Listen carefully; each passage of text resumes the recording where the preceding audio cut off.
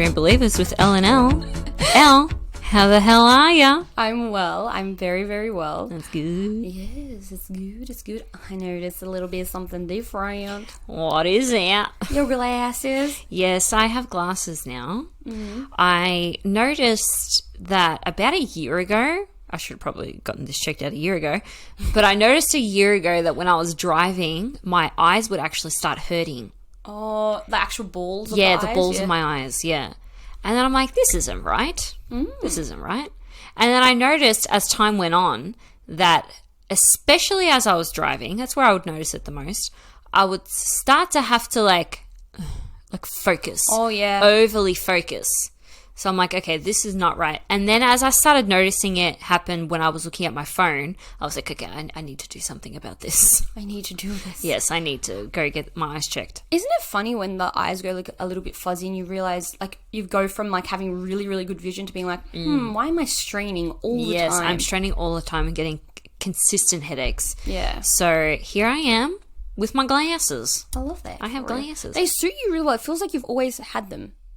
To be honest, when I first wore them, I hated them. And I'm like, great, now I look like I'm 50 years old.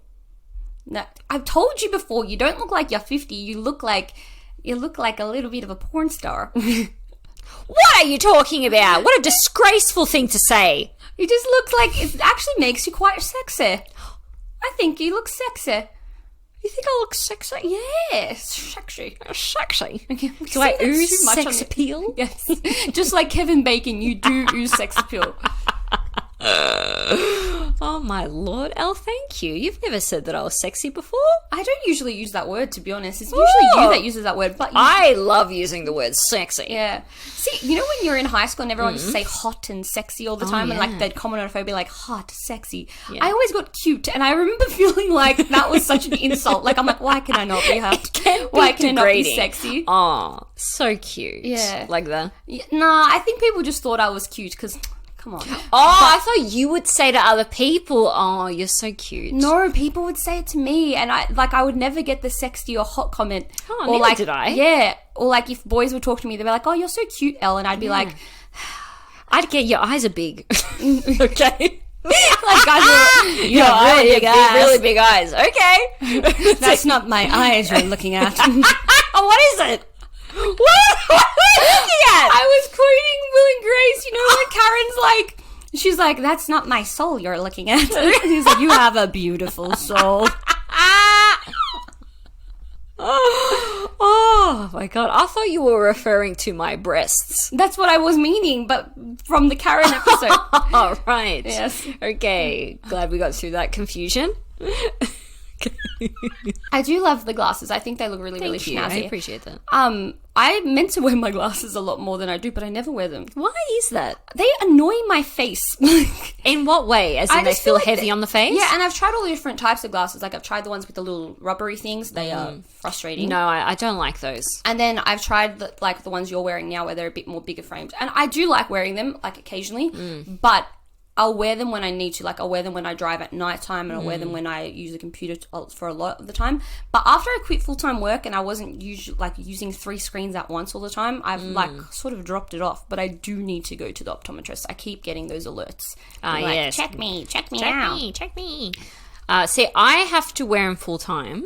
I'm not going to go to the point where I need contact lenses to wear them to go out or something if I don't want to wear my glasses. Yeah. Because it's actually not my eye that's the problem. It's the muscles around my eye. Yeah. Apparently, it's a very common thing to happen to people now because we all use so much technology. And the problem is that your eyes are meant to be facing forward, right? But because we're constantly looking at our phones or at a laptop, at screens, our eyesight goes in. It's like a diagonal. It's like tunnel concaves vision. inward, yeah. That's right. So it creates the muscles around the eye to be extremely fatigued. And that is what's causing me for my vision to not be in focus. So my muscles around my eye are overly fatigued. I can believe that. I feel like I feel that feeling a lot of the time. Yeah, I think that's why my eyes hurt so much. Yeah, I was getting a lot of eye pain when I used to use like a lot of screens. And you edit a lot more than me, so like you're always like I'm always on the laptop or on my phone. Yeah. Right? So they said full time for about 12 months, and then they said hopefully that by the end of that 12 months, I'm going to notice that I don't need to really wear my glasses anymore. That's really good. So I'm looking forward to that. I'm looking for that too, because I know that everyone has that kind of like, there's that like, not a rumor, but it's like a little fib, I think, where people like, once you wear glasses, you're going to always have to rely on those glasses. And I don't think that's necessarily true. No. But I'm excited to see. I'm excited to see. I remember I was having eye pain as well quite a bit, and I've gone to ophthalmologist a few times as well. But I remember I went and they had to check behind my eye, and they gave me these little eye drops. Oh, okay. Yeah, it was okay. And she was like, I was in a shopping centre, like at the original check, and she was like, okay, like I'm going to put these eye drops in to dilate your eye, or what's that word when they go big? Dilate? Yeah, dilate your eye. And she's like, you can just go for a walk around the shopping centre for like 5-10 minutes. And once you notice them sort of kicking in, like your eyes will start to feel a little bit blurry, kind of. Right. Like, then come back. I'm like, okay. I'm like, I'm surely I have to. Yeah, but how does she expect you to walk back? Yeah, I think she expected me to walk back like as soon as I noticed something different. But I decided to go to my favourite Kransky place that was in that shopping centre. Yeah. Which is no longer there anymore. I can talk about that another time. It really hurt my soul. But so I was like, okay, I have time for a Kransky. Like, that would be fun. So I went and got my Kransky, and I remember taking a bite of it, looking at my Kransky, taking a bite of it, and then looking up and not being able to see. Like, suddenly it just hit all at once, and I was like, ooh. Like, it must have been kicking in early, and I was just getting distracted Were you by with someone? No, I was by myself. Oh, my God. So I was like, hey, and everything was just a blur, and I'm like I could only feel the Kransky. I was like still trying to eat it. And luckily I was sitting down at the time. So I was like, okay, that's not too bad. But I was on it was like a little bar bench that you're sitting on. So I had to try and maneuver down the stool and then find my way back to the optometrist. And I looked like a little blind mice. I was like so slow, step by step. And I want to say this hasn't happened again, but it has. You didn't learn the first time. I didn't learn the first time. Yeah, and then, I needed someone to come pick me up. I shouldn't have drove that day. Oh, my God. Yeah, it was not fun. My butt is clenching like I need to take a dump right this instant. Why? I don't know. You can't control it? I have no... I always wait till the last minute. And you say I'm the one that brings up the shit all the time. I know. And you say it's me. Well, I've learnt my lesson. I'll just wait until you learn yours. I know. It's going to hit me at the Jerry Seinfeld concert this year. But yeah, so I was like a little blind mice walking back to the thing. Finally got there. Turns out there was a bit of swelling behind my eye, but it was all right. Your butt. No. Probably there too, bloody hemorrhoids. Oh. You're revealing a lot about yourself. I know, in such small doses. I like Kranskys. Cheese Kranskys only. Yes, and hemorrhoids. And I probably get them because of the crappy foods I eat and the strain I must go through. Oh my God. Right. Where did I go here? I don't know. I'm sorry for the over-explaining and oversharing, which I'm also going to be sorry for the oversharing I did throughout this episode. Oh my God. Speaking of throughout the episode, shall we talk about our guest today? Oh, can we please? I'm so excited. Our guest name is Steph, and she's a clinical psychologist. She has an online presence at the name of Mind Food Steph. She talks a lot about mental health disorders, specifically ADHD quite a bit, and I notice a few BPD and bipolar content as well. But she talks a lot around eating disorders and binge eating, which I find very, very interesting. And binge eating can be very linked to ADHD. So having both I really enjoy her content. She really opened my eyes to who I am. But she's extremely helpful. For someone who is not my psychologist. Yes. She really, she could see me. Yeah. She could really see me. I know. I felt like. I felt that way too. Yeah. I found that throughout this chat, and you guys will get to hear it in a moment, but throughout this chat, she really just brings so much light and energy, and it's exactly how you want psychologists to be when you're looking for a psychologist. There's some people that will be very clinical about it and have a very clinical approach, and we've interviewed people like that before as well, and that's great in its own way. But her energy and the way she is excited to learn about the things as she goes, the way that she's excited to help someone through something and provide that information through her content as well in such a loving and caring way, and a way that easy to digest. It's not difficult to digest. Easy. Yeah. So easy. She really does break it down for you. Yeah. But for now, let's get to the episode. We'll be right back with Steph. Thank you for having me. I'm very excited to be here with Elle times 2. We've got the heater on because we're freezing and we're in Melbourne at the moment. So Yes. I was going to say, you two are in your hoodies and Yes. I know, like, all rugged up. Summer is in 2 weeks and we're in hoodies. although 2 days ago I was like sweating. Melting. Yeah, melting. But that's, 2 days that's ago, Melbourne we were for in you. shorts. Now we're in hoodies. I was in shorts. I've missed my Good shorts. old Melbourne. Good old Melbourne. Unpredictable. Okay, Steph, so we would love to know what brought you to this career choice. Yeah, like a little bit about you. Yeah. And why you chose this field of yeah. psychology as well. I was very certain in high school. I had a psychology teacher I really liked. And when I was learning the subject, I thought, wow, I want to be a clinical psychologist. That's my dream. I want to help people. That's what I wanted to do. So I enjoyed the subject in high school, but more so than that, I went through my own eating disorder struggle. And back then it was very secret. No one spoke about it. Dieting was very mainstream. It was very normal. I mean, you're both Greek. You must know what it's like growing up in a Greek growing up in a Greek household. It is all about food, but also my mum was chronically dieting and buying, low fat, low sugar. And this was when everyone on the Today Show was like, this new diet and, this new low fat. And it was so normalized. So I grew up just thinking, oh, losing weight is a hobby that everybody should be doing. If I think back to my childhood, my mum was always like, oh, I'm trying to lose weight. I don't think she ever not said that in my entire life. Yeah, same here actually. Good point. Yeah. And I think many people listening to this will think about it and relate because it was so normal back then. It was so common. But it influences how you think and your perception of the world and what you think you need to do with your own body. So, yeah, I went on this journey, thought I needed to lose weight. And then obviously any type of restraint leads to binge eating. And then I just went on this massive binge eating disorder, bulimia. And because it was never that bad, I never really thought it was a problem. I called it seasonal eating disorder. I just thought it would come and go. But then it progressively got worse as it does. And I thought to myself, I need to fix this. How am I going to be a psychologist when I'm the one who needs therapy?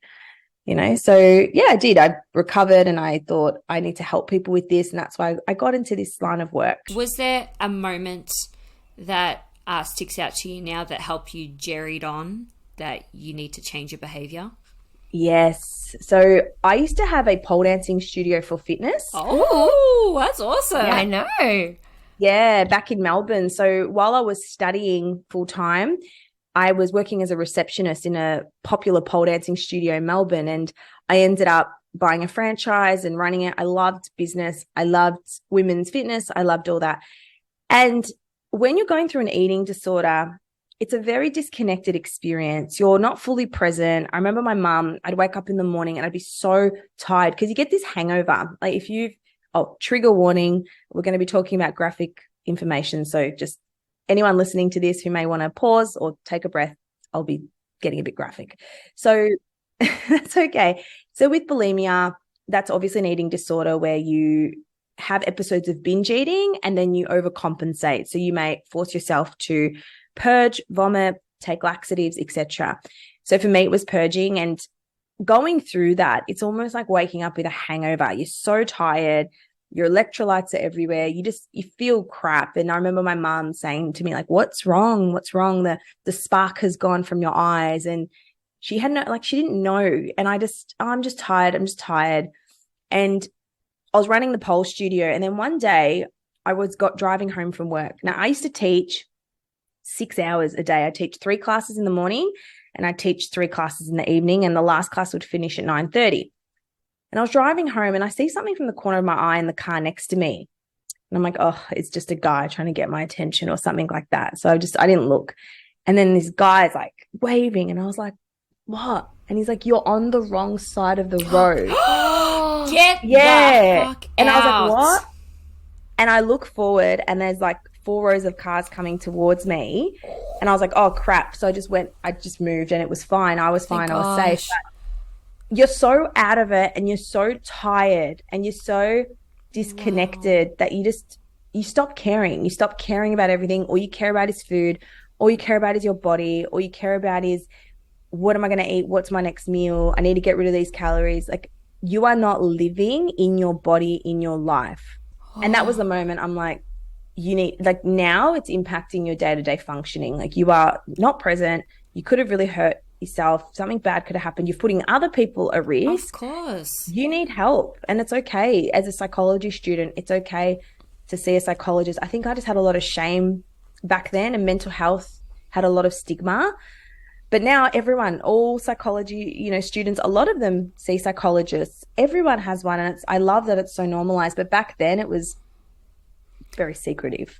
Yeah, I feel like there is that kind of stigma around, like, if you're teaching someone how to like deal with their own emotions, you should have yours sorted. And like, that is just that it's like takes away from that psychologist being human as well. And it's a bit like, we have to remember that everyone, including the people that are professionals in that industry, still struggle. And it's not even a struggle, it's just living. Like, that's just life. Yes. And I think, look, to be honest with you, and this may be a bit controversial, I think there's a fine line. I did a video on TikTok that got a lot of interesting comments. It got a lot of hate. People reported it. It created quite the stir, because in the video I think I talk about confessions of a psychologist, or things you need to know. And one of the things I said is, if you have unresolved mental health issues, you shouldn't be practicing if it's impairing your judgment. And people were losing it, saying, oh, what? Because I have depression, I can't be a psychologist, or so what? My dreams are crushed, I can't do it. But it's actually in the code of ethics. So in the code of ethics, there's a part that says, if you are these aren't the exact words, but essentially, if something is impairing your practice, your judgment, your objectivity, you should not be practicing, and that is responsible. And when I got reported and all that, they dropped it, but the complaint, I backed myself and I said, no, it's true. If you have an issue that you're not resolving, that you're not working on, that's impacting your ability to work with clients, you shouldn't be practicing. No, I agree. I agree with that. I know that even from studying counselling, like, it's especially, and the fact in what you're saying is, like, because it's impairing with the actual work. It's not that you can't feel that way. It's the fact that if you're unable to, like, work with that client, and you're going to have a biased opinion, or it's going to impact that's like, it should be kind of a no-brainer that you don't want to, you're affecting someone else's entire life with what you're saying, essentially, as well, in that conversation. Exactly. And people are paying for that. And I think it's responsible to say, hey, I'm probably not in the best place to be working with people. I think that is good self-awareness. I agree. Most definitely. I can't believe you got so much hate for that. Yeah, I wouldn't expect reporting for that, because I don't think that's what you were saying either. It wasn't like you were saying, if I have depression, I can't do this. It's like 30-second videos, 60-second videos that are going out to a vulnerable audience are going to be misinterpreted, and they're going to be taken in the wrong way. So you just got to be a bit mindful of that. No, I totally understand that. I think even with us, like, luckily we just talk about music and we're like, but I know when I was posting a lot of coaching content, I'm very careful with what I post, because I'm like, I just can't be bothered dealing with anything. But I have other coaches that they'll post their opinion on something, and then it's just like completely attacked. And it's hard to share your professional opinion online with a bunch of people that are in that vulnerable state. Or even if you're not a professional opinion, like, I've got obsessive compulsive disorder and ADHD, and I find in a lot of support groups for OCD, I find it a really horrible place to get support from, because it's just people triggering each other, and you just can't even talk about your own thing going on without someone sort of attacking you for, like, you just expressing your thought. So I actually think that, as much as I love social media, and I think there's so much good that comes from it, there's a lot of attacking that goes on that doesn't need to be had. I know. Yeah. And I think 100%. I didn't know you had OCD. Well, we just met, but yes.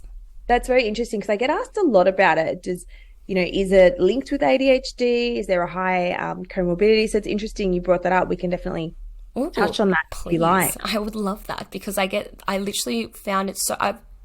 Yeah, no, we can talk about it quickly now. But Okay. now, but Before we forget. yes, before we forget, because I will.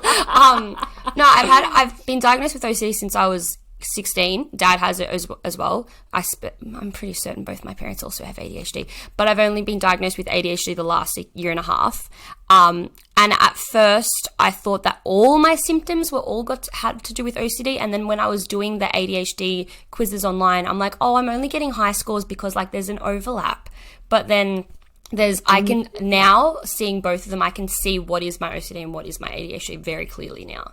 But in terms of like how they like from your perspective, how they coordinate together, like is there actually a correlation between both? Like, I think, so we know that ADHD is a neurodevelopmental condition or disorder. So it's a brain-based one, which means people struggle with their memory, forgetfulness, organization, processing speed, planning. So that part of the brain, the CEO part of the brain, that's your higher order thinking, is just wired differently to people who don't have ADHD. And unlike, say, OCD or depression, it doesn't go away. It's there. It's like an eyesight condition. You need glasses, you need particular things to help manage it. Whereas OCD comes from a different category. It's not neurodevelopmental, it's not brain, but it is psychological. So it comes from the obsessive and compulsive related category in the diagnostic manual. And it's characterized by having intrusive thoughts and which are called obsessions, and then compulsive behaviors or rituals that are aimed to neutralize the anxiety that those thoughts cause. But they are similar because they both have a lot of anxiety. So having ADHD causes anxiety, being late to appointments, forgetting things, being told there's something wrong with you, wondering why you can't do basic life things.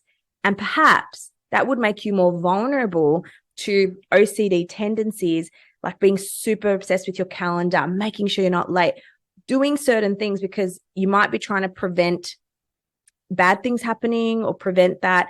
That's my guess. But also ADHD is more external, whereas OCD is very internal. So ADHD is a lot about how people relate to their environment, whereas OCD is, I'm going to deal with my anxiety by turning it kind of inward. And it is believed that they do share a genetic link, and there's a lot of genetic vulnerability. I'm not sure if it's in your family, but yes, there is a lot of overlap, and 80% of people who have ADHD will have something else, OCD, depression, anxiety. It doesn't just come on its own, very rarely. Yeah, I've learned that as well. Like, I feel like since I've gotten the ADHD diagnosis, I've realized I have dyslexia as well, and like, I suffer with binge eating as well, and I'm like, it's everything.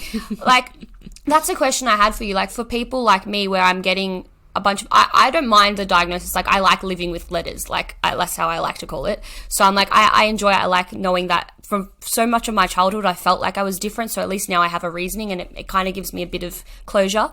But there are moments where it becomes very difficult to differentiate what is a me thing and what is my disorder thing. Like, what is actually my personality, and what is, why does it feel like everything I do is just my disorder? How would you suggest someone could navigate through that kind of feeling? It's like asking what is the meaning of life. I know, it feels that way. That's like my everyday question before I go to sleep. I'm like, oh my God, but that's just my OCD. I'm like, oh, but that's just the ADHD. Oh, but that's probably because of the binge eating. And then I'm like, oh, like everything is like... I know, it's exhausting. Yeah. It's exhausting. And I think, look, I agree. I think labels are good. I think that's another thing I get some, comments on is stop labeling people. You shouldn't diagnose. It's not real. But it comes down to your perception of a label and a diagnosis. You wouldn't say to someone who goes to the doctor, oh my God, they diagnosed me with a broken leg. Oh, that diagnosis is bad. You shouldn't. Diagnosis informs treatment. And for many people, exactly what you said, Elle, healing, the treatment is in the diagnosis, is being told, hey, you're not just crazy, you're not just weird, you're not whatever. Yeah. You actually have something that explains this. So I think you're spot on with that. Yeah. Now, the second part of your question, what is me? What is my OCD? I think it's important to sort of realize your personality develops or solidifies when you're about 18 years old. What you like, what you enjoy. Your personality forms earlier, but when we speak about personality disorders, you can't really diagnose someone before 18.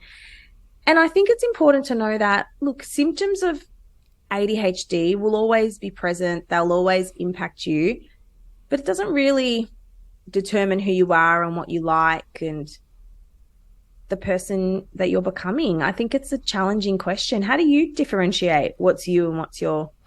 I speak to my psychiatrist and I have my psychiatrist and my psychologist. I'm like all backed up with my people, but and my life coach and my ADHD coach. I have like everything, but I feel like I've come to terms with the fact that like all of it is who I am. Like it's all part of me. It's not, I can label it as the disorder and that helps me in that, what we just discussed kind of way.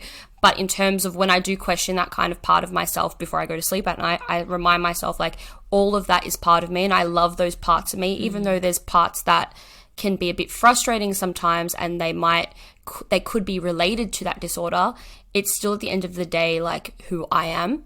And reminding myself I'm not separate from the disorder to some extent, like and I don't have to be against it either. Like it is, like I can just embrace it as like, well, that's just part of my personality and I can love that part of my personality, or I can be like, oh, I can try work on that part of my personality. So I just try and remind myself that it doesn't have to be like this thing that you don't have to figure it out. Yeah, I don't have to try put myself under a certain hat, for example. Like maybe it can all be a big hat. Maybe a way to look at it as well is you wouldn't be who you are today if it wasn't for these things. That's how I like to look at all things that have happened in life, because I'm like, oh yeah, my parents divorced. I guess I wouldn't be like this if it wasn't for that. Like I have to find some positive in that situation. But I do feel like that does help because I like the person that I am I've liked the person that I am for years now, regardless of all the situations I've gone through. So, I think for me, and because I feel that way about myself, it's made it a lot easier to accept that the disorders are not something I need to feel like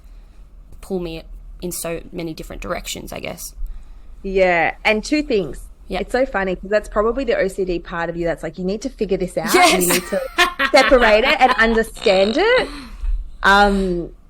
And then, so I think you said a really good thing, and it's parts. We all have parts. Mm-hmm. And a lot of schema therapy looks at parts work. So what happens is throughout our life, depending on what we experience, our personality forms parts, right? I know I have a part that is a 14-year-old defensive girl in me. And this is the girl that went through the eating disorder, that was self-conscious, that was like, leave me alone. And every now and then she'll get triggered. Yeah, when I feel like I'm being like attacked or someone's questioning me, she might come up. But I've learned to recognize that part and manage that part. And I know that that part serves a function. So we all have different parts of ourselves that serve a function, but we need to learn to recognize the different parts and what those parts need. So there may be days where your OCD part is more activated, and what does that part of me need today to feel good? And how can all these parts work together rather than against one another? I think that was perfectly, like you've articulated that perfectly for my brain just now. My OCD is very happy that it has an answer. But that's so true. That's really true, because there are certain days where I do, like the other day, I did recognize like, oh, okay, the OCD is a little bit more fiery today. I'm going to focus on that and like try calm myself in that way. But then today, for example, forgot to take my medication in the morning. I'm like, okay, let's get back to focus today. It's all about the parts. I have a quick question as well about ADHD. To be honest, it's not something that I truly thought about for myself for many, many years. And I wasn't educated in it as well. After Elle got her diagnosis and we started talking about it a lot, I noticed that since I had my child, a lot of different things have become, I don't want to say popped up because they've always kind of been there, but they've become noticeably stronger. And I just wanted to ask you, is that, I don't want to say normal, but can that happen once you've had a child? All the time. That's something I've been struggling with, because it's like I'm discovering this whole new side of myself since having him. And it's kind of been a really wild roller coaster as well, because I also had postpartum depression on top of that. Having a child, can it bring out things that you didn't know were there? 100%. And this is what happened over the pandemic, over COVID, is so many new mums, and people who had kids really realized for the first time how much they struggle with day-to-day tasks that other people find easy. Because when you have a kid, and if you have undiagnosed ADHD, it becomes so clear how hard life feels and how different things feel. And parenting with ADHD, if you don't know you have it, even if you know you have it, is extremely overwhelming. You feel like you don't have the skills or something's wrong, and keeping up with kids' schedules and doing all that mum stuff. But I think the pandemic brought that to the light even more, because you were at home. The basic things felt super hard. But yes, many, many, many mums, so many have messaged me that realized they have ADHD, or they're seeking an assessment after they have kids, because one, they're not able to mask anymore because the stress outweighs the coping or masking. And then secondly, they may see symptoms in their child. They get their child assessed, and then they realize they have it because there's a really high genetic component. Right. Yeah. How did you know? Like, what was it about being a mum that led you down this path? What you said before, it's the overwhelming anxiety that I would feel over daily tasks. I also got really bad anxiety over the simplest things that my son would do. And also on top of that, I am so extremely disorganized, and I feel like that disorganization is affecting my parenting life, because I feel like I'm jumbling not only like appointments and trying to keep up and trying to make sure everything's going right, but actual material things. I feel like I have become a major slob. Like, I'm struggling with keeping things organized. I like to call all the drawers in my kitchen and my bathrooms organized chaos, because I know where everything is, but to a different eye, it's a complete mess. I don't know. It's just been a lot of things that just have kind of built up together. And then after discussing it along with Elle, kind of helped me put two and two together, what is maybe happening. Yeah, wow. And it's so hard not to be hard on yourself. Yes. You know, because a lot of mums who go through this will start to question, like, am I meeting my child's needs? Am I, you know, looking after them enough? Am I doing all that? And I think earlier you mentioned postnatal depression, and many mums with ADHD experience it. But the problem is that they'll often get treated for depression, or they'll get diagnosed with it when it could be ADHD. I feel like that is something that I am potentially going through, because my son's 3.5. I'm still dealing with postnatal depression, and I've been on antidepressants and everything like that, but I feel like nothing is really hitting the mark for me. So that's a very Are you on ADHD? Are you on ADHD meds? No, I have not been diagnosed. Oh, but you think it could be? No, yes. Okay, but you haven't had an assessment? No. Right, okay. I thought you did. Right. No. It's super interesting, because people will say to me, how do I know if it's depression? How do I know if it's anxiety? How do I... Look, to be diagnosed with ADHD, obviously you have to do a full assessment, and a psychologist or a psychiatrist can do that.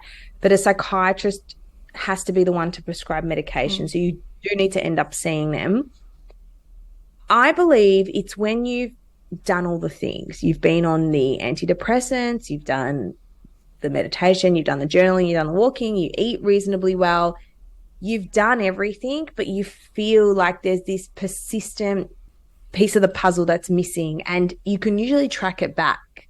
So you need to have had symptoms before the age of 12, which makes diagnosing ADHD in adults very hard and complicated, because a lot of people don't remember that far back. Women in particular are perfectionistic in school, so they're not that kid jumping up and down. They stay at the back. They sort of shut down. They're like the good girl in class. Without diagnosing or, you know, providing any psychological advice, I think for many people, if you've been treated for anxiety and depression and you are doing all the things and you're trying to manage it, but forgetfulness, disorganization, struggling to remember things, being late to appointments, feeling chaotic, always having, ruminative thoughts that are persistent, that's when it could be indicative of ADHD, whereas anxiety goes up and down, it flares up, it has moments, whereas, the concentration and the executive functioning doesn't stop. I could agree with that. When I got my actual diagnosis for ADHD, I sorted out because I literally tried the meditation. I was working with coaches, psychologists, and I was like, okay, it must all be the OCD. But it was the fact that I was doing everything I could possibly do, and my OCD symptoms were at a place where they were manageable, where I was like, why am I still feeling like this? Why can I still not have any energy to like leave the bed in the morning or do anything with my day? And that's what's made me seek out the actual diagnosis and realize like, okay, this is something completely different, because it really does, the executive dysfunction does not stop, in my opinion. It doesn't stop. And you just learn to manage it and deal with it. And even just like those negative thoughts, like, why are you like this? Why are you so chaotic? Why are you so disorganized? Whereas we see in anxiety, it's usually the opposite. People are like hyper overcompensating, and they can do that in OCD, and they can be that in ADHD because they're trying to overcompensate. But I think, how long can you sort of track back this behavior? Like, is there anything earlier that you can think of, Elle? I think the disorganization has always been present, but I feel like that's gotten worse because I feel like my time management has maybe gotten worse, because I obviously have to take care of another human. You know what I mean? I have to make sure he's fed, he's sleeping, he's bathed, blah, blah, blah, blah. Yeah. So I feel like those two things have gotten worse. I am known as the one in my family Elle's always late. So that's always been something I've dealt with as well. To be honest, I feel like it's hard to talk about pre-12. I know. One thing is, like, since I've had a baby, I feel like my memory has kind of gotten a bit worse as well. But also, because I don't really have a relationship with one of my parents, I can't really ask. And if I ask my dad, I'm like, hey, Dad, do you remember this? He'll be like, nah, you're great. Like, that's usually his answer to everything. So it's hard. It's hard to think that far back. That's one thing I guess I don't really agree with in the industry, and I think it will probably change, is sometimes people with ADHD do have parents who are narcissistic, who won't give them their reports, or who say, no, you're fine, don't be ridiculous, you're always blaming me, bad parenting. And I've had people who a psychiatrist won't diagnose them because they can't get access to their reports, or the parent won't do an assessment. And I think there needs to be options for those people, because it's like, oh, just because I can't get data from before you're 12, let's just not diagnose you. So I think that can be problematic. But there are ways around it. If you can't get access to that, you're not going to be denied support. But I want you to know that it's really common for mothers to discover they have ADHD that wasn't picked up when they were children. And like we said, it presents differently in genders. Women have a lot of the inattentive subtypes. So there's 3 subtypes: hyperactive, impulsive, inattentive, and combined. And these types of women have chronic disorganization. They feel they're underachieving, but they're not disruptive as we would expect. Makes a lot of sense. Yeah. You also answered my next question of like male and female things. So that was nice. Yeah. And I think, just to add on that, so we use a book called the DSM-5, the Diagnostic and Statistical Manual of Mental Health Conditions. And in there, the diagnostic criteria, it's very brain-based. And also it does, and what I don't like about the DSM, which maybe it might change in future years, it's still very, very new, we're only in the 5th edition, text revised, is it lumps child and adult under one diagnosis. So, for example, the ADHD criteria is for adults and children and whatever, that's fine. But the criteria does look like it fits a hyperactive male. Why? Because emotional symptoms of ADHD are difficult to quantify. You can't exactly say, emotional dysregulation. Like, how do you it's hard to quantify that as a symptom for a brain condition. That's my understanding of it. But yeah, things like emotion dysregulation, men may handle it different to, say, women. And this was why women may get diagnosed with borderline personality disorder, because of the mood swings.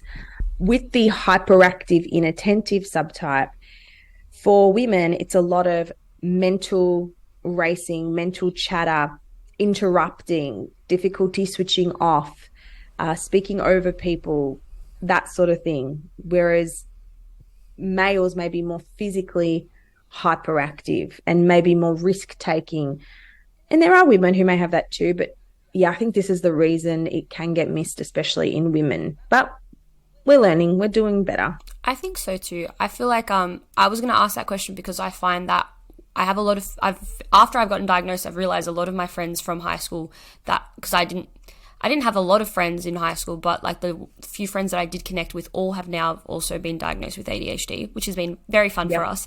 But I've noticed that my male friends with ADHD, I have a lot more characteristics in common with them than I do with the females that have ADHD. And I always wondered, like, why? Like, why am I, like, I definitely do have a lot of the characteristics of a female, especially when I was a child. But as I've become an adult, I'm very much more the impulsive, spontaneous, scatterbrained, but also like very aggressive ADHD version. Understanding, I think that's something that a lot of people don't realize, like emotional dysregulation is part of the ADHD, and they think it's just like being disorganized and forgetful and stuff like that. But like, I find that the emotional dysregulation is actually what made it so difficult for me to get diagnosed, is because I didn't realize that was even part of this. So it's really, I feel like, I wish that was higher, like more of a priority in the criteria sometimes. Yeah, of course. And don't forget, imagine this. Imagine living a life where you're told, you've got to be on time. If only you did this. If only you applied yourself. Why can't you just be like everyone else? Shush, be quiet, don't talk. And you don't know how to control that as a child. So when you don't know how to control it, you're going to internalize these messages and think there's something wrong with me. I'm not good enough. Why can't I sit still? And that's going to cause emotional issues. That's going to cause you to feel not good enough, self-esteem, depression, anxiety, all of that.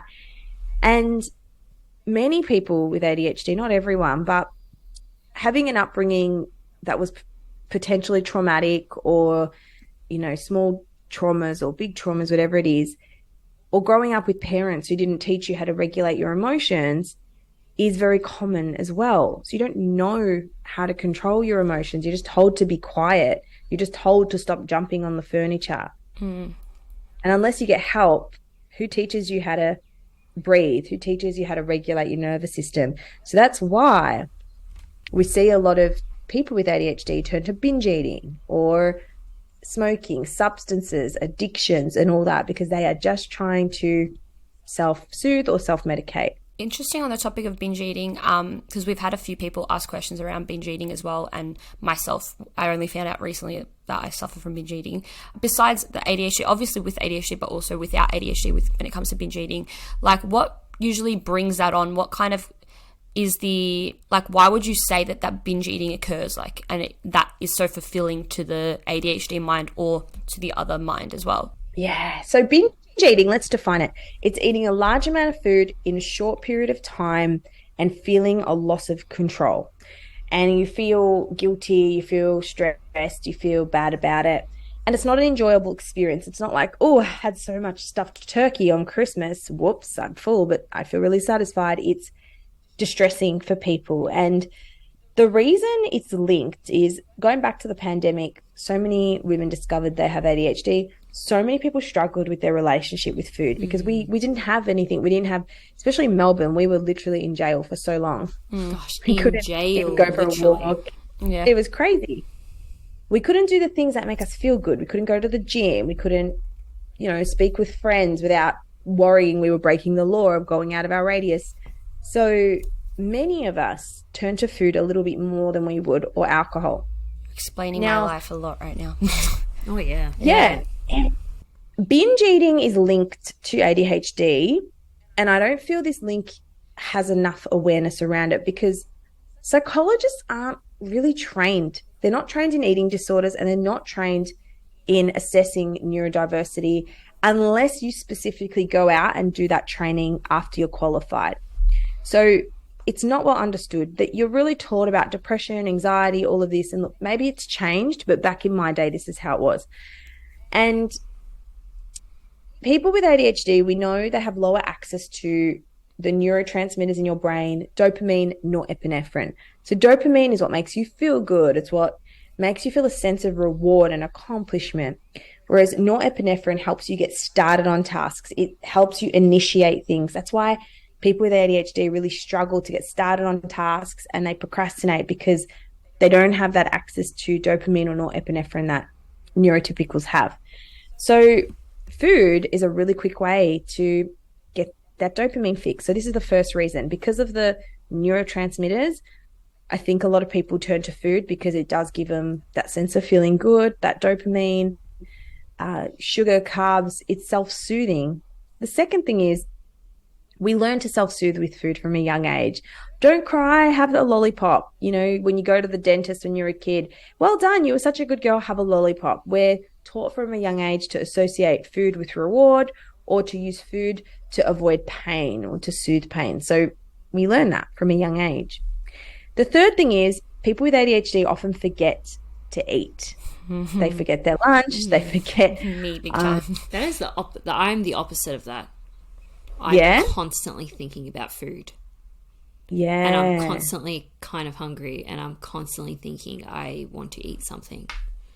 Okay, that's interesting. And I guess, look, there's not a one size fits all. Everyone's different depending on what you've gone through, what you've experienced, etc. But for many, they forget to eat, and then by the time they're like, oh crap, I have to eat, they're starving, and then that can make you vulnerable to binge eating. And when you're starving, when you haven't eaten properly, your judgment's impaired. So you're like, I'll just eat a block of chocolate for dinner. That'll be fine. That is me as well. I'll have like a chocolate lava cake, and that's like my exciting, like, but I'll eat like 3 of them. Yeah, exactly. So this is something we address in my program, because you really need food structure to help prevent binge eating. And the final thing is, having ADHD is stressful, especially if it's undiagnosed, and we deal with stress with food. Food is a socially acceptable, immediately available resource to us. It's much more appropriate than cocaine, yes, for example. Yes, exactly. Sure. And more affordable, but it's the thing that is so socially accepted. It's immediate. We get on a phone, and people with ADHD love Uber Eats. Yeah, during the pandemic, I swear, I think I ended up having to delete the Uber Eats app from my phone after I quit full-time work, because I was still working in the office during the pandemic, and I think I spent thousands of dollars on Uber Eats that year. It's so easy to. That's the problem. It's very easy. And it was like, I would get to work, and my boss would come in at like 10:30, and he'd be like, Elle, are you eating a cheeseburger right now? I'm like, yes. Like, and it would happen like 3 times a week. And it was just because the way you described binge eating before is how I used to be before the pandemic. And then during the pandemic, it was like next level, like binging, like next level, where I would eat that in the morning, then not eat anything else throughout the rest of the day, and then eat again in the middle of the night. But like, it's never in a structured way. Yeah. Never. Yep. It's sporadic. And don't forget, the pandemic caused a lot of uncertainty, a lot of stress, and a lot of dysregulation.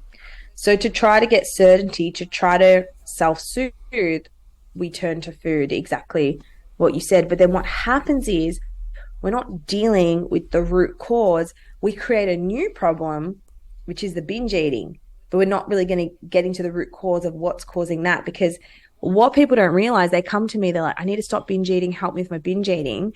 But their binge eating is serving a function, and it's meeting a need, and we have to figure out what that is. As in a need in terms of like they're doing it because secretly it's giving them the need of like, like for me, I think I worked out that it kind of met this need of connection, because like when I was younger, Dad used to, as like his way of like spending time with me and my sister, we'd go to Macca's together, or we'd go to Hungry Jack's together, or KFC. And like now, and I remember I started eating a lot when I was working full time, because I found it as a way to socialize with the people around me. So if I didn't know how to make conversation with them, because I'm neurodivergent, I don't know how to make conversation with people, I second guess myself. I'd be like, oh, do you want to get Red Rooster for lunch today? Let's get Red Rooster. And I would feel like this fulfillment as if I was bonding with that person because I ate food with them. I love that. That's so interesting. It is, and that's completely functional and okay, and that's fine. I think we've kind of gone too far the other way with diet culture. Don't emotionally eat. If you emotionally eat, you need to stop. Don't have this, don't have that. I'm of the opinion of it's fine to emotionally eat. It's fine to connect over food. But if it's getting to the point it's causing you distress, then let's talk about it. But you're exactly right. When we talk about meeting a need, we have primary needs that we need to get met. As a child, we need emotional affection. We need to feel safe. We need play, we need creativity, and we need to feel safe to express our emotions and feelings as children. And if those needs aren't getting adequately met in childhood, we will find other ways to meet those needs. So perhaps we throw tantrums as a child to get the parent to pay attention. But then what happens is we take these coping strategies into adulthood, and throwing a tantrum as an adult doesn't exactly work. And we're all dysregulated adults throwing tantrums if we don't deal with it. But yeah, when you think about needs, like, is it meeting a need of comfort? Is it meeting a need of connection? And the way you figure this out is when you're about to binge or you're craving to do that, asking yourself, what else am I feeling right now? What do I really need right now? Apart from these 5 quarter pounders, what am I actually feeling? What do I actually need?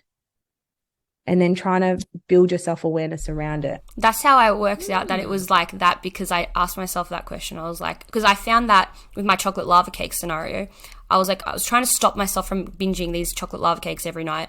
And I was like, okay, I realize if I'm by myself, I can't eat them. Why can't I eat them when I'm by myself? Like if I spend if I had the whole night to myself, I wouldn't binge.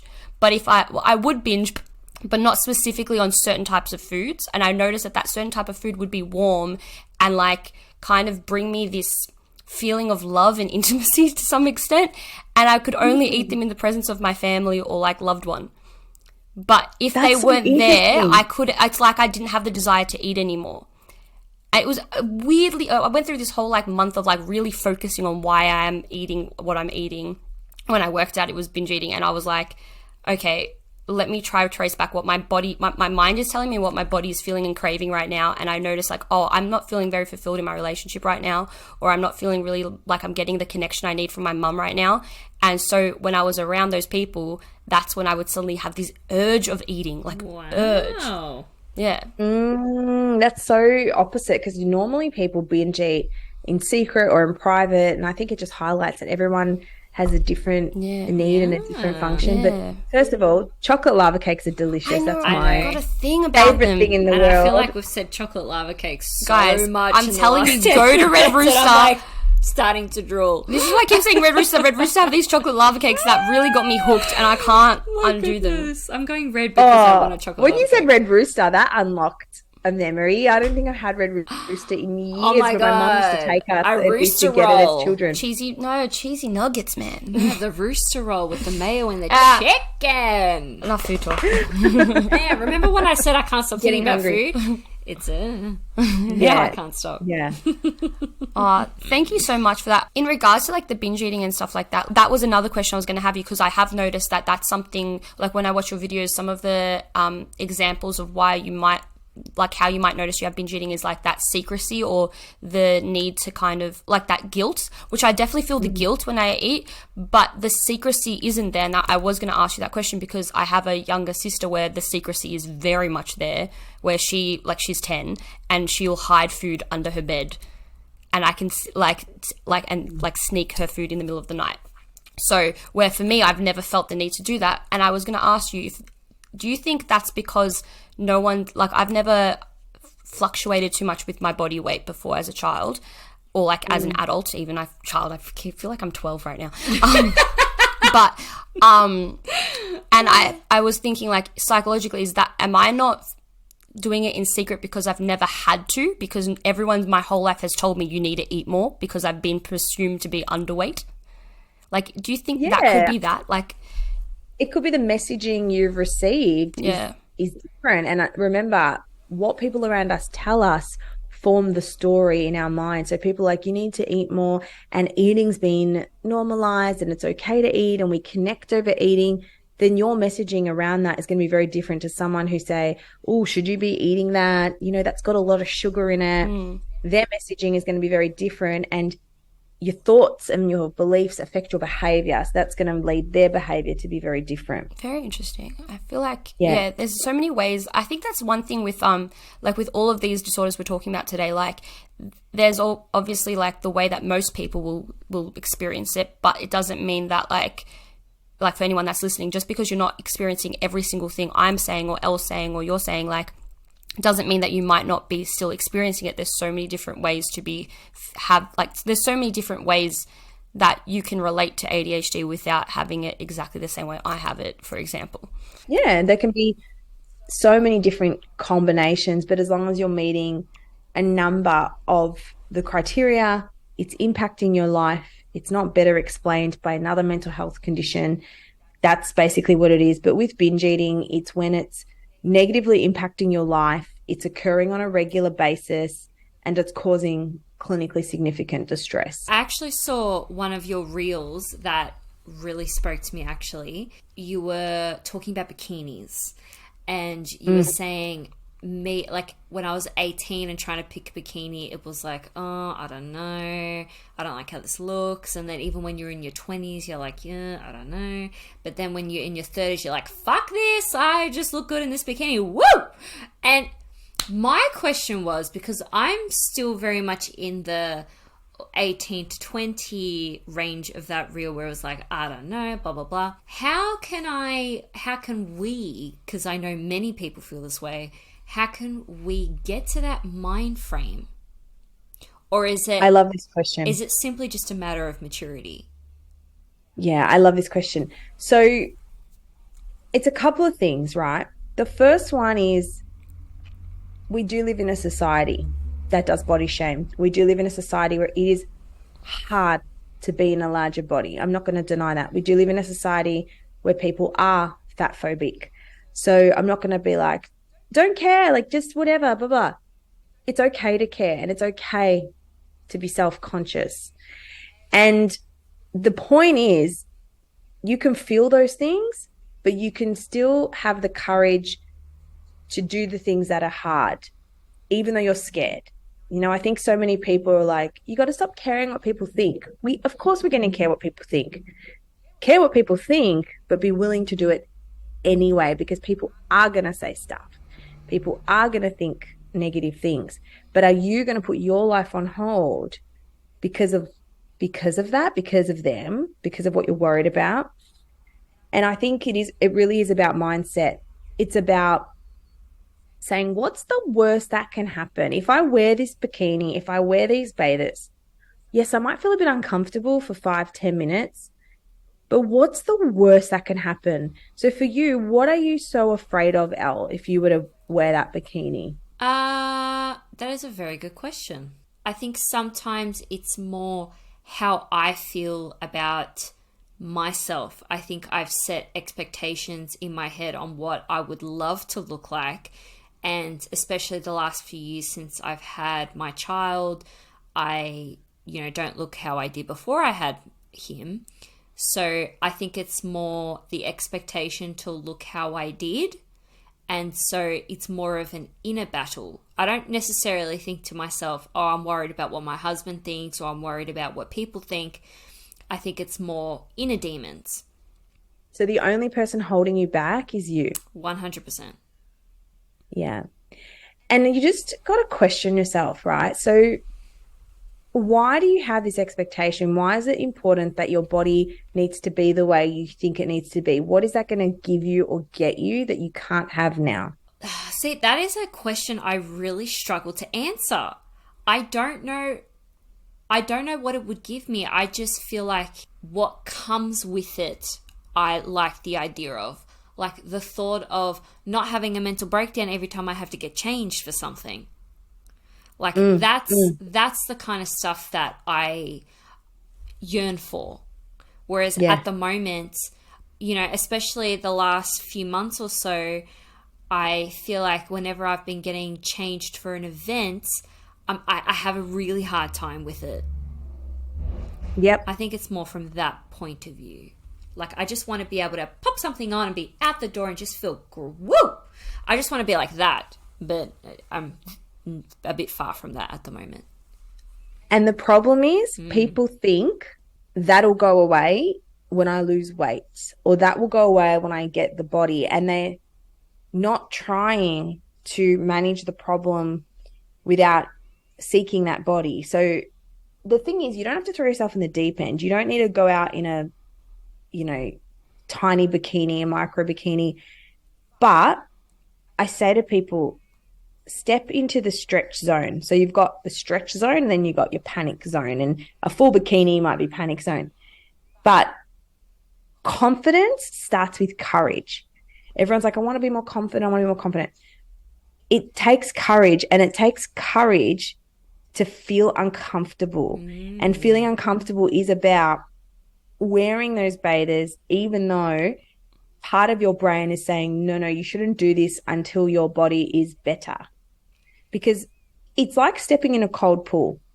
When you first step in, it's freezing. You're like, I want to get out. This is awful, da-da-da-da. But if you just stay with that discomfort for a bit, you don't feel the water. Then you take the next step and you're like, oh, this is so bad. But if you tolerate the discomfort it brings, if you tolerate that, you'll become conditioned. So it's the same with wearing a bikini. Let's say you wanted to wear a bikini to the beach. Let's start with shorts and a bikini top, right? Let's wear shorts or something like that. Once you become conditioned to that and that doesn't feel as scary because you've stepped into the stretch zone, then you can take it a next step and a next step to the point where you desensitize yourself to the fear. I really liked that cold water analogy. That makes perfect sense. Yeah. So you got to ask yourself, am I stepping into the cold water today, or am I avoiding it? Because avoidance perpetuates a bad body image. And to relate it back to body dysmorphic disorder, which is what you asked me about. So body dysmorphic disorder comes under the obsessive and compulsive related categories. It comes under the OCD branch, right? It's not an eating disorder. And it's this, I actually did my thesis on it. It's a preoccupation with a real or perceived flaw about your appearance. But this flaw might be minor, or it might be slightly noticed by others. Like perhaps you've got a mole on your head, or you've got a bump in your nose, or you've got a big forehead. Like that might be true, but it may also be minor. But when you have body dysmorphic disorder, you focus on this so intently. You may take hours to leave your house. You're either a frequent checker or a frequent avoider. People spend 3 to 6 hours a day body checking the mirror, wearing a hat, covering it, or they avoid mirrors, they avoid everything together. But this flaw causes so much distress and ability to function in your daily life. And it's more than just I'm fat, I'm thin. It's my nose, my skin, my hair. It's a specific body part. It's very interesting you mentioned the OCD, because I was going to ask you if it was correlated. Not in that kind of way. I'm quite like I mentioned to you earlier, like I haven't fluctuated too much in my body, and I have fluctuated the last few years when the binge eating has gotten worse. And approaching 30, I assume hormones and everything has to do with that as well. But I've been looking at photos that I once saw, and I know I had a few people ask the same question to us as well, which is why I'm mentioning it. But I've looked at photos that I had of myself maybe a year and a half ago or 2 years ago, maybe even earlier, where I remember taking that photo and thinking I looked chunky. Like, how could I ever post this photo? What is wrong with me? And I looked at my grandfather passed last week, so I was going through my old phones to look through photos to put him in like a little thing for his funeral. And I found those photos of myself, and I'm like, holy shit, I'm hot. Like, Yeah, what the hell? I had like, I was chiseled. Yeah. And I'm like, what the hell? And I remember, and I was like, why did I not like, what? Like, why did you just enjoy, just being in the moment at the time? That's happened a few times throughout my life where I've had those moments happen, but it's happening even more now. And I'm realizing, have I had a level of dysmorphia this whole time? And although my OCD is very based upon checking, when it comes to this, it is avoidance. Like, I notice I don't look in, like, I'll look in mirrors on my face because I don't have anything that really bothers me about that. But when you said mole, I have this mole right in between my chest, and I have, for years, I avoided that. Avoided wearing anything that wore that, avoided looking at it, avoided showing it off to anyone, until it got to a point where I actually, your cold water analogy, I slowly got myself more comfortable and more comfortable with showing it. And that's show them all. Yeah. And it actually, and now I don't give a shit about my mole. If anyone wants to say anything about my mole, I'm like, ugh. But back then, to me, my mole was huge. And now I'm like, oh, my mole's just my mole. But now I'm realizing, like, oh, that could be part of the OCD. Yeah. The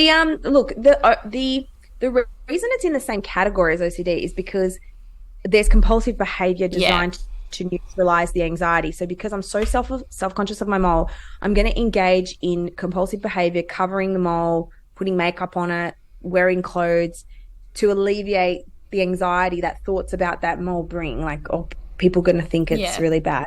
So that's why it's linked. But when you started to expose it, what did you learn about it or learn about yourself? I realized that no one else was focusing on it, firstly, so except for myself, and that I also noticed that people kept telling me it was symmetrical, and I was like, oh, I found myself finding that. I'm like, oh, at least it's symmetrical. Like, I could look at, like, I don't know why. And then every time I had like a bad thought about it, I'm like, it's symmetrical, it's fine. But I noticed in myself that I realized, like, I started showing it, like, wearing clothes that exposed it more, probably when I was, like, 23. I'm 28 now. And I noticed back then I was still working on my way to being a bit more confident in myself and my, like, presence. But I noticed that showing that made me feel like it was okay to be seen. It almost felt like I was never allowed to be seen if I showed, like, it made me not feel like just my mole was being seen. It made me feel like my whole body was being seen and my whole face, in a way that I, like, actually wasn't that little girl sitting in the back of the classroom anymore, kind of way. The thing is, you have to rewire your brain by teaching it new experiences. The part of the brain that's linked to anxiety and OCD and all that, it learns from experience. So you need to teach it that showing this mole is a safe experience and it's okay. Because once you actually expose yourself to the thing you're so afraid of, the bikini, going on a first date, showing your mole, the brain learns, hey, I was safe. It was okay. Let's do it again. So you're more likely to reinforce the behavior because you've taught your brain it's not this big, scary, bad thing that's going to ruin your life. It's so true. That I find that to be true with exposure therapy for my actual OCD as well. Like, every time when I finally do the thing, I'm like, okay, nothing, that didn't happen. Then sometimes you'll do the thing and something will happen, but coincidentally, and then it's like, oh, backwards. But like, most of the time it works itself out and it's fine. Yeah. I've also found, like I mentioned, not to change topics, but I'm going to, so I just mentioned before, my grandfather's passed away over the last week, and that was one of my biggest themes in my OCD. By far the largest theme in my OCD was this fear, and the intrusive thoughts were very much surrounding him and this kind of event happening.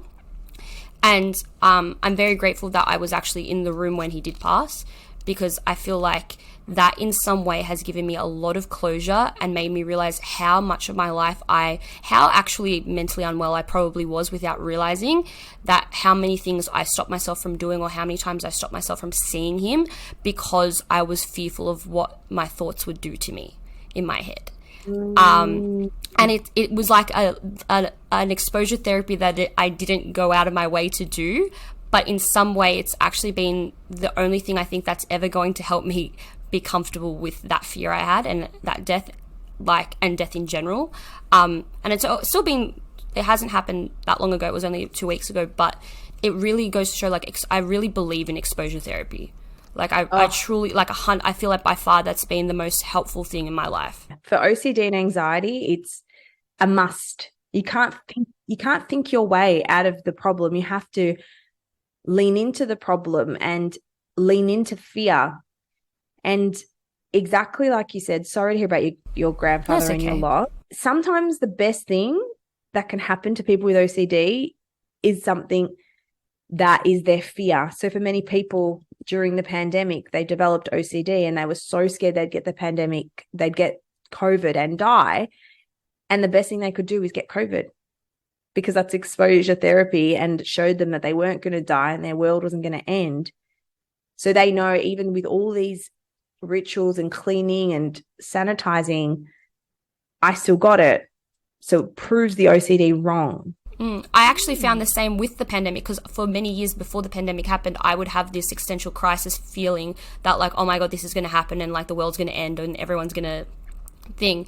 And then something like the pandemic happening actually kind of made, I was the most relaxed, besides the binge eating, let's be honest. But besides that, I was probably the most relaxed in my mind I had been in years, because I felt like I was handling something I had already prepared for so many years that by the time it came, I was like, oh, okay, like I don't have to stress about it anymore. And now I'm not, like the existential, I've noticed that those kind of themes have sort of lessened over time with it. But yeah, I feel like, yeah, sometimes it really is true that like the thing that you're the most fearful of, sometimes you need that to happen for you to realize like it's not, like it's bigger in your head, especially when you haven't, like in my case, I had never lost someone before. That's why it was like this big thing hanging over my head. And now that it's happened, it's like, it's so much bigger because you've never experienced it before, and you can add whatever you want into it. And unfortunately for me, like the limit does not exist as to what I can add in it. So yes, yeah. And I think accepting the worst case scenario sets you free. I agree. Accepting that I'm going to wear bathers to the beach and someone may come up to me and say, you're disgusting. If that happens, I can handle it. By accepting the worst case scenario, and it might happen, you will be emotionally set free. I feel like we've really hit the mark with everything. Yes. I feel like this has been so good. Thank you so much. Amazing. No, thank you. I really appreciate it. I'm actually, this whole time I'm like, maybe she's got like availability for clients, because I'm really struggling. Like, I did want to touch on limerence because it has blown my mind, right? Yes. So I've been watching your videos and I've noticed you speak about limerence a lot. Blew my mind when I first watched them, because I had never heard of this term before, and this is definitely something that not only myself has experienced, but I can see in a lot of my friends and my family members as well. Yeah, if you could go into limerence a little bit and then explain like how to differentiate, like how is it different to love, and how can you kind of like, how do you realize when you're in limerence? Because I feel like that's a very hard thing to, when you're in it, to realize that you're doing. Yes, and I want to first start by clarifying that limerence, it's not a diagnosis, it's not some sort of mental health condition. It's a state. It's just a state of mind. It's a state of being in, and it's just a state of having an intense longing for another person, even though they don't fully reciprocate. So as a kid, you can have, this obsession with someone or even a fictional character, and the limerent person struggles to think about anything else except their crush. And on the extreme end of the scale, they may neglect their social life, their work, their responsibilities. It was first discovered by a psychologist in 1970, Dorothy Tenov, when she conducted a series of interviews and noticed some people's experience of love were particularly intense. She found that this intense feeling can affect anyone, regardless of gender, age, culture, or any other trait. And it's a growing interest, especially in the neurodiverse world, but it's still in its very early stages, so we don't know too much about it. But essentially, I think the reason people who are neurodiverse, ADHD, or especially on the autism spectrum can relate to it is because they can fixate on people. So we know people with ADHD can hyperfocus or hyperfixate on something they're really interested in. Yes, it can be a person. And also people on the spectrum have fixed interests, and they can have a fixed interest on a person as well. So I think that's why many people with neurodiversity can relate to this state. I agree with you. I feel like that is probably why it's like very easy to just get like, it's almost as easy as me like getting fixated with chess when I was in like grade 2. I was like very into chess and all I could talk about was chess. But I've had moments in time where that's the only thing I can do and it's about a person as well. And and it almost feels the same way, like the passion is just the same. Yes, about chess and someone. Yes, I really like chess. And the thing is, you both have to like chess. You said, what's the difference between love and limerence? Love requires a real meaningful connection with another person, and the other person reciprocates. I mean, you can be in love with someone, but real love, it's a real meaningful connection, whereas limerence could be, you know, with someone you've never met. It could be with someone who like has a no celebrity idea. or something. Yeah. It could be this state about lust and chasing after someone, and it's all about the chase. And I think the reason with ADHD it's so attractive is because people with ADHD do have sensation-seeking needs. They are impulsive. It's exciting for them as well. So I think it meets that need as well. So I think there's massive differences. I think love is reciprocal. It goes two ways in most cases. But limerence is an obsession. You can't stop thinking about it. You might neglect other parts of your life, whereas you can love someone but still live your life. And yeah, limerence can bring about stress and other, negative aspects, whereas love can involve communication and all that. So that's the main difference. I agree with that. My next question would be around it is when you notice you're in that state, how can you kind of work out of, like, because if I'm hyper focused on something, for example, or when I speak to a friend that is experiencing limerence, or I believe is experiencing limerence, it's very difficult to unfocus from that situation. How would you suggest they go about, like, would it just be therapy, I assume? Yeah, and therapy is always a great step for anyone listening that wants to, unpack whatever's going on. It's really about becoming aware of it, which I think is tricky for people. So there's different stages of limerence. And look, this is what is believed. I don't know if they've done extensive studies on this or what the research is exactly up to date. But the 3 stages they believe happen is infatuation. And this is where you're sort of addictive, you're thinking about it 24 hours a day, you get the heart palpitations, you may feel really drawn to this person. It's this uncontrollable desire for someone. And then the next stage is believed to be called crystallization. So while that infatuation is unlikely to go away, the second stage is all about solidifying that idea. You start to believe that this person is going to solve all your problems. You decide that the person is flawless. You idealize them. You put them on a pedestal. And this can kind of look like splitting in borderline personality disorder, where you put people on a pedestal and then you devalue them. And then the third stage is deterioration. So reality sneaks in. You start to realize you'll never have that person, or it's not going to work out. It has to go both ways. So the final stage of limerence is that disappointment in the person or the object. It's about letting them go and realizing nothing's going to happen. So I think if you can recognize limerence happening, also validate that this is sort of a cycle and it is going to come to an end. And the sooner you can realize and identify the reality that, hey, this person just may not be into you, this is negatively affecting your life, you can start to wean away from it or take steps to move away from that obsession.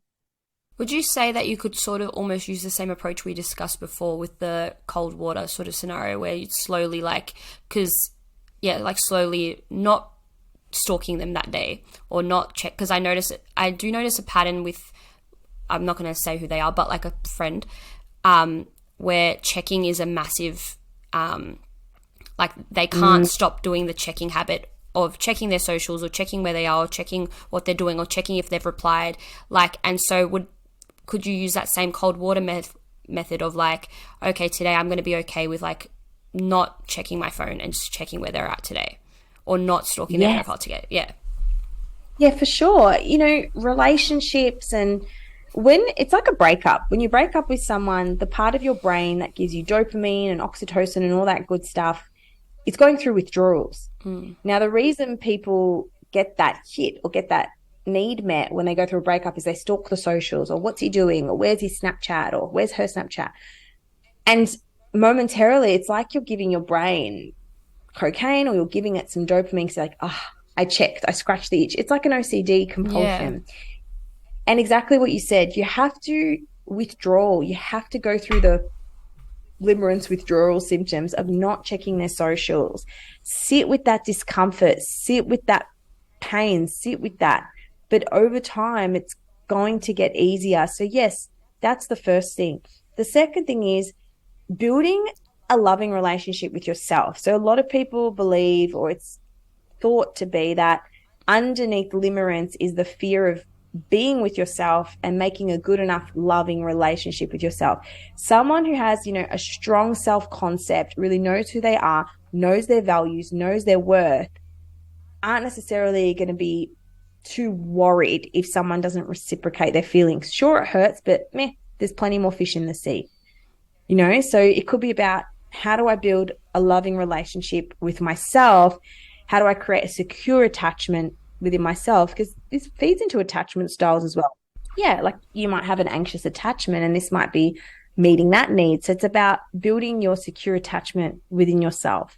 I don't have any other questions really, but thank you so much for going through that with me. Oh my God, and for just sitting with us and explaining everything. Yeah. Like, it was just so good. You're so informative and you're so full of life. Like, for someone that's working in such a clinical kind of field, like, you're full of life and energy. Like, you being on social media is probably the best person to be on social media, because you're explaining things in a way that's so digestible. It's really, really good. Oh my God, yeah. Thank you so much. And I think honestly, social media is what gives me that balance. It allows me to be creative and expressive and just, help people in a different capacity. So I really love it, and I'm very grateful, and I'm grateful for anyone who's listened to this episode. Thank you so much. Don't hesitate to reach out and ask any questions. And if you are struggling with your relationship with food, make sure you can download my free binge tracker. You can grab my book, use the code MindFood20 if you want a discount, and get in touch. I just want to end on a light question now, something hopefully easy for you to answer. But if you had to pick one or two songs that you have an emotional connection with, and why, what would they be? I thought about this. I think one that comes to mind immediately, I was out with my friends the other night and we were all just dancing, having the best time. And this song just always comes out when you're out. And it's Whitney Houston, "Oh, I want to dance with somebody. What a song. I want to feel the heat with somebody." Yeah. It really just fulfills your insides. It does. Yeah. I don't know what it is. And I think it always comes up when you're dancing. Like, I just want to dance with somebody. And it's been around for a long time. So I feel there's been so many different stages of my life where that song has come up. And different.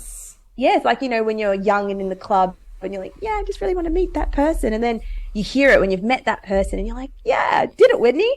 That's so true. So that was one that came to mind. And then this being at a completely different stage and hearing that song and just being like, life is good. I love that. That's so really beautiful. like that too. Life is good. You're like living life in Bali right now. I know. Basically TikTok famous. Look at you. I'm very blessed. I feel very lucky and grateful to be here. I love that for you. And did you have one more song to tell us, or was that it for now? One more song. This is so not what people are going to expect. I'm excited. I think it's Give Me Everything Tonight. Give me with Pitbull, right? Neo, Afrojack, and Pitbull. Yeah. Yes, because Pitbull's in every song. I love that. But I love Pitbull. Because we may not get tomorrow, let's do it tonight. Don't care what they say, or what games they play. I actually danced to that the other night at my friend's baby's christening, and we always play that song because she's like obsessed with Pitbull. But that really does hit differently. It does. That's a great song. It hits differently in all contexts. It hits differently when you're at a wedding. It hits differently when you're out. It hits differently when you're just putting your makeup on, but it's so true. It's like, give me everything because we may not get tomorrow. Let's do it tonight. I love that. Is that what the... Yeah, you did good. You're doing great. You're doing great. Look, I think there is reference to alcohol in there and other things, but I'm going to create my own that's meaning. fine. And it's about, Yeah. we may not get tomorrow, so make the best of your life now and enjoy it. I love that.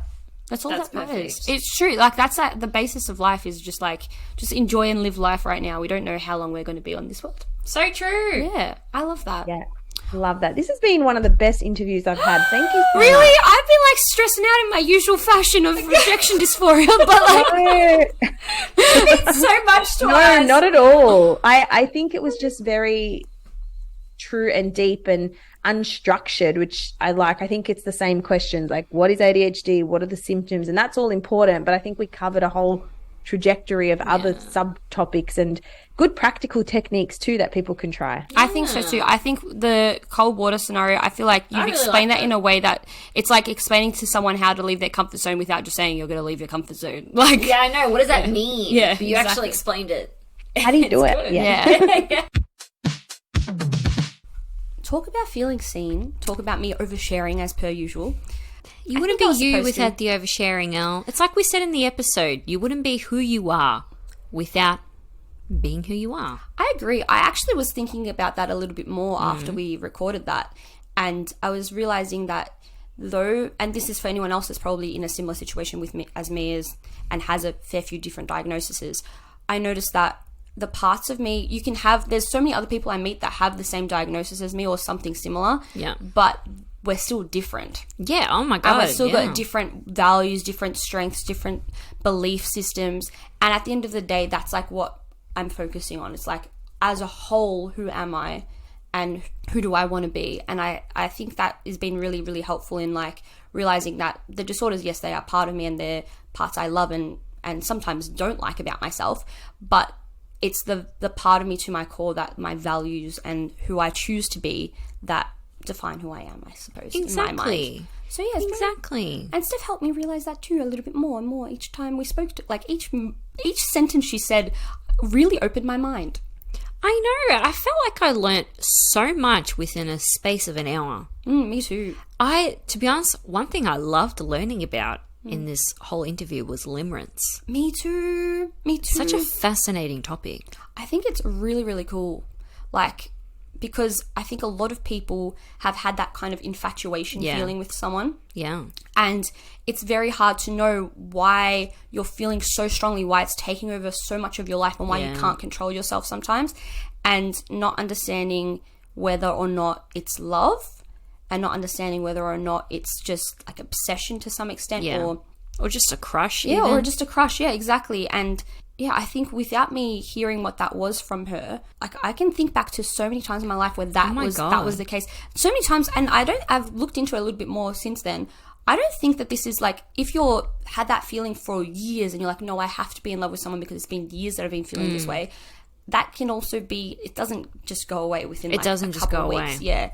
Like I definitely really think if you're someone that kind of relates to that, or you're thinking that that might be what you're going through right now, really check it out and look into content about it, because it's really been very helpful for me to kind of give closure to past versions of myself, I think. Most learning about that. definitely. It definitely it has led me to think about myself as a teenager. Yeah. And I definitely had those characteristics where I would just crush on someone so hard. Yeah. And it was consuming.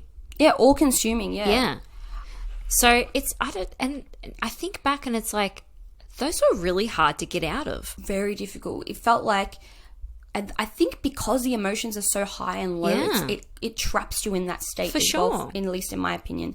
I always found that, like, me and one of my other friends, we would always talk about how we had crushes that, like, no one else could relate to sometimes.